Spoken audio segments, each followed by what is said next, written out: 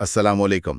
آج ہم قرآن پاک کی ایک بہت اہم سورت سورۃ الممتحنہ کی پہلی 13 آیات پر بات کریں گے۔ وعلیکم السلام۔ یہ آیات خاص طور پر یوں سمجھ لیں کہ اہل ایمان اور غیر اہل ایمان، خاص کر جو مخالف ہیں، ان کے بیچ تعلقات کیسے ہوں اس پر ہیں۔ جی بالکل۔ ہمارے پاس ذریعہ تو یہی قرآنی آیات ہیں، اور مقصد بس یہ سمجھنا ہے کہ ان ہدایات کی گہرائی کیا ہے، کیا منطق ہے ان کے پیچھے، اور وہ کیا باریکیاں ہیں جن پر غور کرنا ضروری ہے۔ جی تو آئیے اس کا جائزہ لیتے ہیں۔ ضرور۔ اچھا، بات شروع کرنے سے پہلے یہ سمجھنا بہت ضروری ہے کہ یہ آیتیں کب آئیں۔ جی، یہ وہ وقت تھا جب حالات بہت نازک تھے، پیچیدہ تھے۔ مسلمان مکہ سے مدینہ ہجرت کر چکے تھے، صحیح۔ گھر بار، رشتے، سب کچھ پیچھے رہ گیا تھا۔ مدینہ میں ایک نیا معاشرہ بن رہا تھا۔ ہاں، لیکن مکہ میں ان کے بہت سے رشتہ دار، دوست، وہ سب وہیں تھے، اور ان میں سے اکثر غیر مسلم تھے، بلکہ کچھ تو اسلام کے خلاف سرگرم بھی تھے۔ او اچھا۔ تو ان حالات میں یہ سوال بہت اہم تھا کہ بھائی ان پرانے تعلقات کا کیا کیا جائے، کس سے دوستی رکھیں، کس سے نہیں، وفاداری کا پیمانہ کیا ہو۔ یہ تو واقعی ایک مشکل صورتحال تھی۔ جی، تو یہ آیات انہی سوالات کا جواب دیتی ہیں، ایک طرح سے ایک واضح راستہ دکھاتی ہیں۔ ٹھیک، تو پھر شروعات آیت نمبر 1 سے ہوتی ہے، جو بہت واضح ہدایت دے رہی ہے۔ جی، اے ایمان والوں، میرے اور اپنے دشمنوں کو دوست نہ بناؤ۔ یہاں فوراً ہی اللہ کے اور مسلمانوں کے مشترکہ دشمن کی بات ہو رہی ہے۔ بالکل۔ یعنی یہ صرف کوئی ذاتی دشمنی نہیں، بلکہ ایک نظریاتی اور عملی مخالفت ہے۔ جی ہاں، اور آیت آگے یہ بھی بتاتی ہے کہ ان دشمنوں نے کیا کیا ہے۔ وہ رسول صلی اللہ علیہ وآلہ وسلم کو اور تمہیں بھی اس بنا پر نکالتے ہیں کہ تم اپنے رب اللہ پر ایمان لائے ہو۔ اچھا، یعنی وجہ ایمان لانا تھا، اسی وجہ سے انہیں گھروں سے نکالا گیا۔ بالکل۔ اور پھر آیت میں ایک نفسیاتی پہلو بھی ہے جو بڑا دلچسپ ہے۔ وہ کیا؟ آیت کہتی ہے، تم ان کی طرف پوشیدہ طور پر دوستی کے پیغام بھیجتے ہو، حالانکہ میں خوب جانتا ہوں جو تم چھپاتے ہو اور جو تم ظاہر کرتے ہو۔ یہ تو انسانی فطرت کی بات ہو گئی۔ جی، کہ پرانے تعلقات، محبتیں یا شاید کوئی مصلحت انسان کو مجبور کر سکتی ہے کہ وہ ایسے لوگوں سے بھی رابطہ رکھے جن سے نظریاتی طور پر شدید اختلاف ہے۔ صحیح۔ لیکن قرآن واضح کر رہا ہے کہ اللہ تو دلوں کے بھید جانتا ہے، اور ایسی خفیہ دوستیاں وہ ایمان کے اب سمجھے منافی ہو سکتی ہیں، خاص طور پر جب یہ ان لوگوں سے ہوں جو کھلم کھلا دشمنی کر رہے ہیں۔ لیکن صرف یہ کہہ دینا کہ دوست نہ بناؤ شاید کافی نہیں ہوتا۔ کیا اگلی آیت وجہ بتاتی ہیں کہ ایسا کیوں ضروری ہے؟ بالکل بتاتی ہیں۔ آیت 2 اس کی عملی وجہ بیان کرتی ہے۔ اچھا۔ اگر وہ تم پر قابو پا لیں تو وہ تمہارے دشمن ہی ثابت ہوں گے، اور برائی کے ساتھ تم پر اپنے ہاتھ اور اپنی زبانیں دراز کریں گے، اور وہ تو دل سے چاہتے ہیں کہ کاش تم بھی کفر کرو۔ یعنی یہ وارننگ ہے ایک طرح کی۔ جی، کہ ان لوگوں کی دشمنی صرف باتوں کی حد تک نہیں، عملی ہے۔ موقع ملا تو وہ نقصان پہنچائیں گے، جسمانی بھی اور زبان سے بھی، مطلب بہتان تراشی وغیرہ۔ اور ان کا اصل مقصد؟ اصل مقصد یہ کہ مسلمان اپنا ایمان چھوڑ دیں۔ تو ایسے لوگوں سے دوستی یا نرمی رکھنا دراصل وہ اپنے آپ کو خطرے میں ڈالنے والی بات ہے۔ یعنی یہ صرف کوئی سیاسی یا سماجی ہدایت نہیں، یہ تو ایمان کے تحفظ کا معاملہ بھی ہے۔ یقینا۔ اور آیت 3 اس بات کو آخرت سے جوڑ دیتی ہے۔ وہ کیسے؟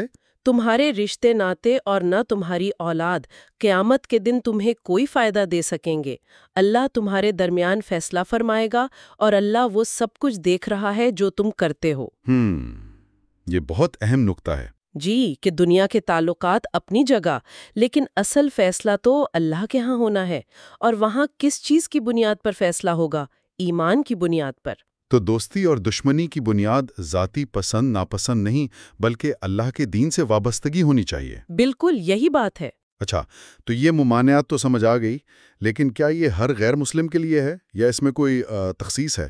آیت 9 شاید اس پر کچھ کہتی ہے۔ جی، یہ بہت ہی اہم سوال ہے، اور آیت 9 اس کا بالکل صاف جواب دیتی ہے۔ کیا کہتی ہے آیت؟ اللہ تمہیں صرف ان لوگوں سے دوستی کرنے سے منع کرتا ہے جنہوں نے تم سے دین کے معاملے میں جنگ کی اور تمہیں تمہارے گھروں سے نکالا اور تمہارے نکالنے میں ایک دوسرے کی مدد کی۔ پس جو کوئی ان سے دوستی کرے گا تو وہی لوگ ظالم ہیں۔ اچھا، تو یہاں تو وجہ بتا دی گئی ہے۔ جی ہاں، یہاں دلچسپ بات یہ ہے کہ منع کرنے کی وجہ بالکل واضح کر دی گئی ہے۔ یہ ممانعت صرف ان لوگوں کے لیے ہے جو 3 کاموں میں شامل ہیں۔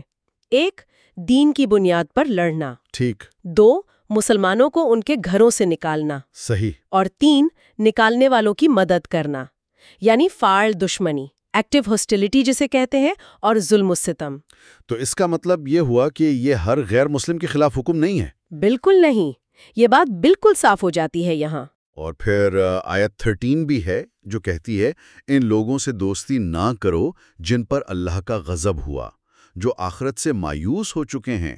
یہ کن لوگوں کی طرف اشارہ ہے؟ ہو سکتا ہے یہ ان لوگوں کی طرف اشارہ ہو جو حق کو پہچاننے کے بعد بھی مطلب ضد اور ہٹ دھرمی پر قائم رہیں۔ اچھا، یہ آیت اس ممانعت کو اور پکا کرتی ہے، ان لوگوں سے مکمل لا تعلقی کا درس دیتی ہے جو اللہ کی رحمت اور آخرت سے بالکل ہی مایوس ہو چکے ہیں، یعنی جن کے رویے میں اصلاح کی کوئی امید ہی باقی نہیں رہی۔ تو یہ سب مل کر ایک واضح تصویر بناتے ہیں کہ کن سے اتحاد منع ہے اور کیوں منع ہے۔ جی، وجہ کیا ہے؟ کمیونٹی کا تحفظ، ایمان کی حفاظت، اور ظلم اور زیادتی سے لا تعلقی۔ ٹھیک ہے، اب اس واضح تفریق کے بعد قرآن ایک مثال بھی دیتا ہے جو اس اصول کو سمجھنے میں مدد کرتی ہے۔ آیات 4 سے 6 میں حضرت ابراہیم علیہ السلام کا ذکر ہے۔ جی، انہیں بہترین نمونہ یعنی اسوہ حسنہ کہا گیا ہے۔ یہاں یہ بات واقعی دلچسپ ہو جاتی ہے کہ انہوں نے اور ان کے ماننے والوں نے اپنی کافر قوم سے کیا کہا تھا؟ اعلان بہت واضح تھا، بالکل ٹو ٹوک۔ کیا اعلان تھا؟ بے شک ہم تم سے اور ان جن کی تم اللہ کے سوائے عبادت کرتے ہو بالکل بیزار ہیں۔ ہم نے تمہارا انکار کیا اور ہمارے اور تمہارے درمیان ہمیشہ کے لیے دشمنی اور بغض ظاہر ہو گیا جب تک تم ایک اللہ پر ایمان نہ لاؤ۔ یہ تو بہت سخت الفاظ ہیں۔ اعلان برات؟ جی، یہ ایمان کی بنیاد پر جو وفاداری ہوتی ہے نا، یہ اس کی انتہا ہے۔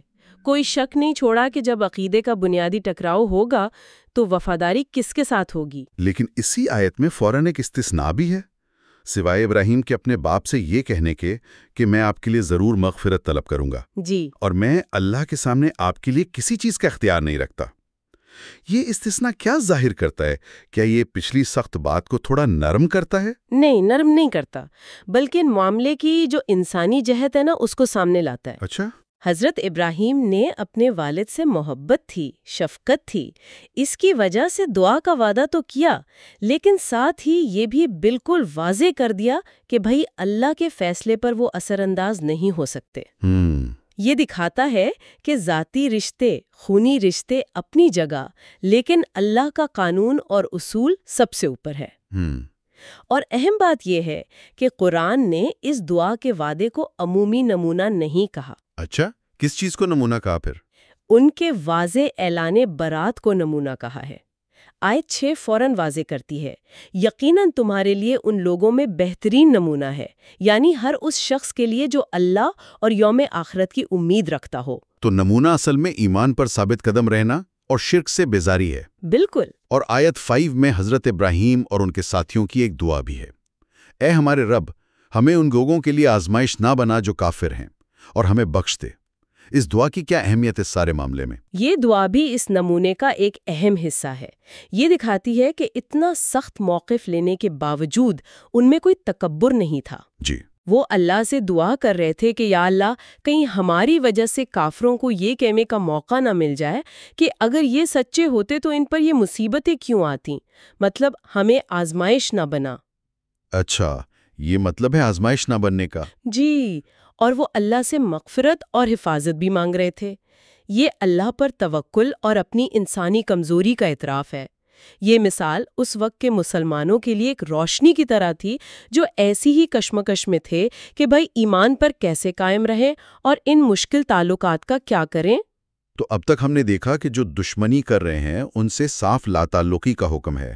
حضرت ابراہیم علیہ السلام کی مثال بھی یہی کہتی ہے۔ جی، لیکن کیا یہ تصویر کا صرف ایک ہی رخ ہے؟ کیونکہ قرآن میں تو معافی، درگزر، اچھا سلوک، اس کی بھی تو بہت تاکید ہے۔ کیا ان آیات میں اس کا کوئی ذکر ہے؟ بالکل ہے، اور یہی تو ان آیات کی خوبصورتی ہے، ان کا توازن ہے۔ آیت 7 ایک امید دلاتی ہے۔ کیا امید؟ ان قریب اللہ تمہارے اور ان لوگوں کے درمیان جن سے تم دشمنی رکھتے ہو ان میں سے جو ایمان لے آئیں محبت پیدا کر دے گا۔ اچھا، اور اللہ قادر ہے اور اللہ غفور اور رحیم ہے۔ یہ ایک طرح سے پیش گوئی بھی ہے اور تسلی بھی کہ بھئی حالات بدل سکتے ہیں، دل بدل سکتے ہیں، دشمن دوست بن سکتے ہیں، جیسا کہ بعد میں ہوا بھی فتح مکہ کے موقع پر۔ صحیح۔ اور پھر آتی ہے آیت 8 جو میرے خیال میں اس پوری گفتگو کا ایک کلیدی نقطہ ہے۔ جی ہاں، بالکل۔ اللہ تمہیں ان لوگوں سے منع نہیں کرتا جنہوں نے تم سے دین کے معاملے میں جنگ نہیں کی اور نہ تمہیں تمہارے گھروں سے نکالا کہ تم ان کے ساتھ نیکی کرو اور ان سے انصاف کا برتاؤ کرو۔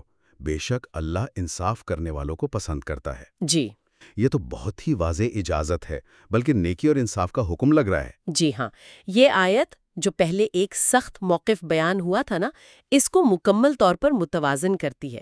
اگر ہم اسے بڑے تناظر سے جوڑیں تو یہ اسلام کا جو بین المذاہب تعلقات کا فلسفہ ہے اس کی بنیاد رکھتی ہے۔ کیسے؟ یہ صاف صاف کہہ رہی ہے کہ بھائی ممانعت صرف ان غیر مسلموں سے ہے جو جاریت یعنی اگریشن اور ظلم یعنی اوپریشن میں شامل ہیں۔ ٹھیک۔ باقی جتنے بھی پرامن غیر مسلم ہیں جنہوں نے نہ دین کی وجہ سے جنگ کی نہ گھروں سے نکالا، ان کے ساتھ رویہ کیسا ہونا چاہیے؟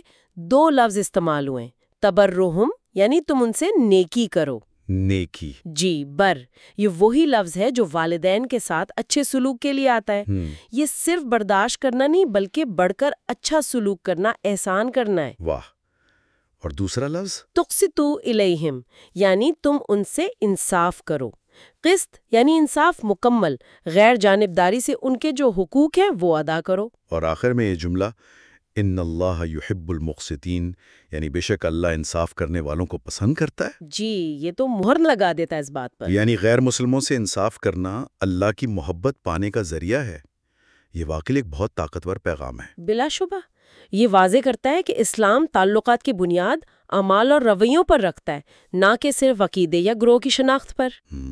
جو امن سے رہے اس سے نیکی اور انصاف، جو ظلم کرے اس سے لا تعلقی اور ضرورت پڑے تو اپنا دفاع۔ یہ اصول آج بھی اتنا ہی متعلقہ ہے جتنا 1400 سال پہلے تھا۔ یہ نظریاتی بات تو بہت اہم تھی۔ اب کچھ عملی احکامات کی طرف آتے ہیں جو انہی اصولوں کی بنیاد پر آیات 10 سے 12 میں ہیں، خاص طور پر وہ مومن عورتیں جو ہجرت کر کے مدینہ آ رہی تھیں، یعنی مہاجرات۔ آیت 10 میں ایک پوری صورتحال بیان ہوئی ہے۔ جی، آیت 10 ایک بہت ہی عملی مسئلے کا حل بتاتی ہے جو اس وقت تھا۔ ہوا یہ تھا کہ معاہدہ حدیبیہ کے تحت، اگرچہ اس کا نام یہاں نہیں ہے، ایک شرط یہ تھی کہ مکہ سے کوئی مدینہ جائے گا تو اسے واپس کرنا پڑے گا۔ اچھا۔ لیکن مدینہ سے مکہ جانے والے کو واپس نہیں کیا جائے گا۔ اب سوال اٹھا کہ اگر کوئی عورت مکہ سے ایمان لا کر ہجرت کر کے مدینہ آ جائے تو کیا اسے بھی واپس بھیجیں گے؟ ہاں، یہ تو معاہدے کی روح سے مسئلہ بنتا۔ جی، تو آیت 10 نے جواب دیا، اے ایمان والو، جب تمہارے پاس مومن عورتیں ہجرت کر کے آئیں تو ان کا امتحان لے لو، اللہ ان کے ایمان کو خوب جانتا ہے۔ پھر اگر تمہیں معلوم ہو جائے کہ وہ مومن ہے تو انہیں کافروں کی طرف واپس نہ بھیجو۔ امتحان لینے کا کیا مطلب تھا یہاں؟ اور واپس کیوں نہیں بھیجنا تھا؟ امتحان سے مراد غالباً ان سے پوچھ گچھ کرنا تھا، ان کے ایمان کی سچائی کو جانچنا تھا، اگرچہ اصل علم تو اللہ کو ہی ہے۔ ٹھیک۔ اور واپس نہ بھیجنے کا فیصلہ اس لیے ہوا کہ چونکہ اب وہ ایمان لا چکی ہیں، ان کا نکاح اپنے کافر شوہروں سے خود بخود ختم ہو گیا۔ اوہ، اچھا، اسلامی قانون کی روح سے؟ جی، اسلام میں مسلمان عورت کا نکاح غیر مسلم مرد سے جائز نہیں، تو ایمانی شناخت نے پچھلے نکاح کو ختم کر دیا۔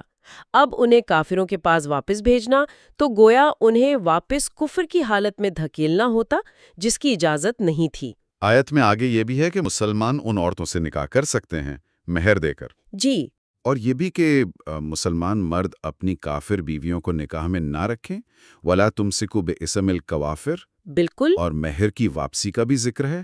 یہ مالی معاملات کیوں اتنے اہم تھے اس میں؟ یہ سماجی انصاف اور جو معاہدے تھے ان کی پاسداری کو دکھاتا ہے۔ کیسے؟ دیکھیں، جب ایک مہاجر عورت سے کوئی مسلمان نکاح کرے تو اس کا مہر دینا تو لازم تھا۔ ٹھیک ہے۔ دوسری طرف جو کافر شوہر پیچھے مکہ میں رہ گئے تھے ان کا تو مالی نقصان ہوا تھا نا، انہوں نے مہر دیا تھا۔ تو آیت کہتی ہے اور ان کافر شوہروں کو وہ مال دے دو جو انہوں نے خرچ کیا تھا۔ اچھا، یعنی مسلمانوں پر لازم کیا گیا کہ ان کافر شوہروں کے مہر کی تلافی کرے۔ جی، اور اسی طرح اگر کسی مسلمان کی بیوی مرتد ہو کر کافروں سے جا ملتی تو آیت 11 کہتی ہے کہ وہ مسلمان شوہر بھی اپنا دیا ہوا مہر واپس لینے کا حق رکھتا ہے۔ یعنی لین دین بالکل صاف رکھا گیا۔ جی، تاکہ کسی پر مالی بوجھ نہ پڑے۔ یہ بہت تفصیلی اور منصفانہ ہدایات ہیں واقعی۔ اچھا، اور پھر آیت 12 میں ان مومن عورتوں کی بیعت کا ذکر ہے جو اسلام قبول کر کے یا پھر ہجرت کر کے نبی اکرم صلی اللہ علیہ وآلہ وسلم کے پاس آتی تھیں۔ یہ بیعت کیا تھی؟ کن باتوں کا عہد لیا جاتا تھا؟ بیعت اصل میں ایک عہد وفاداری ہے، پلیج آف الیجنس جسے کہتے ہیں۔ آیت 12 میں وہ خاص باتیں بتائی گئی ہیں جن پر عورتوں سے عہد لیا جاتا تھا۔ کیا تھیں وہ باتیں؟ ایک تو اللہ کے ساتھ کسی کو شریک نہ ٹھہرانا، یعنی شرک سے مکمل پرہیز۔ ٹھیک ہے، توحید۔ دوسرا، چوری نہ کرنا۔ تیسرا، زنا نہ کرنا۔ چوتھا، اپنی اولاد کو قتل نہ کرنا۔ یہ جاہلیت میں ایک بری رسم تھی۔ ہاں، سنا ہے۔ پانچواں، اپنے ہاتھوں اور پیروں کے درمیان کوئی بہتان نہ گھڑنا۔ اس کا مطلب تھا کہ ناجائز اولاد کو اپنے شوہر کی طرف منسوب نہ کرنا۔ اوہ، یہ بھی کھا۔ جی، اور چھٹا، کسی بھی نیک کام میں نبی اکرم صلی اللہ علیہ وآلہ وسلم کی نافرمانی نہ کرنا۔ یہ تو بنیادی اسلامی اخلاقیات کا خلاصہ لگ رہا ہے۔ بالکل۔ ان نکات کو دیکھیں تو اندازہ ہوتا ہے کہ اسلام صرف عقیدہ بدلنا نہیں چاہتا تھا، بلکہ ایک پورا اخلاقی اور سماجی انقلاب لا رہا تھا جس میں عورتوں کا کردار بھی بہت اہم تھا۔ اس میں توحید سے لے کر ذاتی کردار، خاندان اور اجتماعی اطاعت سب کچھ شامل ہے۔ جی، اور یہ ایک اہم سوال بھی پیدا کرتا ہے کہ یہی گناہ کیوں چنے گئے؟